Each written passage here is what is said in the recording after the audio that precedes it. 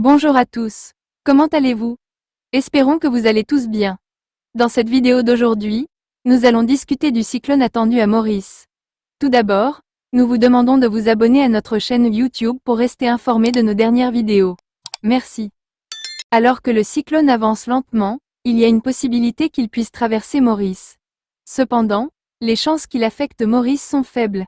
Néanmoins, des vents violents pourraient toujours affecter Maurice, entraînant potentiellement des averses de pluie légères. Nous conseillons aux résidents près des zones côtières de Maurice d'éviter d'aller à la mer en raison des vagues hautes. Ceux qui sont impliqués dans des aventures en mer et des risques sont également avertis de s'éloigner de la mer.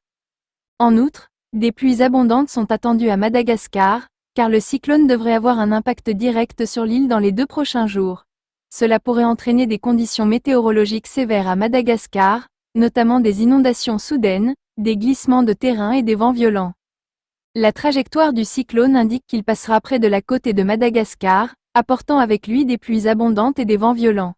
Les résidents des zones touchées sont invités à prendre les précautions nécessaires et à suivre les ordres d'évacuation si nécessaire. En revanche, l'impact du cyclone sur Maurice devrait être minimal, avec seulement des averses de pluie légères et des vents violents prévus. Cependant, nous continuerons à surveiller la situation et à fournir des mises à jour si nécessaire. De plus, un autre cyclone pourrait atteindre Maurice dans les 1 à 2 prochaines semaines en raison des températures élevées de la surface de la mer dans l'océan Indien Sud. Cela pourrait entraîner plusieurs menaces de cyclone pour Maurice, et nous allons garder un œil étroit sur la situation. Les informations fournies par le JTWC indiquent que les vitesses de vent et les catégorisations peuvent différer de celles rapportées par les agences météorologiques locales. Dikeledi se trouve actuellement à 782 km au nord-nord-est de Port-Louis, Maurice, et s'est déplacé vers l'ouest à une vitesse de 28 km/h, 15 nœuds, au cours des 6 dernières heures. La hauteur significative maximale des vagues est de 5,5 mètres, 18 pieds.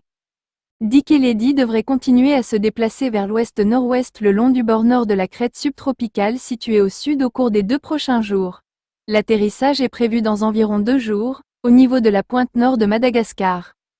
Après ces 2 jours, le système devrait virer vers le sud-ouest en contournant l'axe de la crête. Dans environ 4 jours, Dikeledi commencera à se diriger plus au sud à travers le canal du Mozambique, longeant le bord ouest de la crête subtropicale. En termes d'intensité, Dikeledi devrait s'intensifier régulièrement au cours des 36 prochaines heures pour atteindre un pic d'environ 130 km/h, 70 nœuds, alors que l'environnement reste favorable.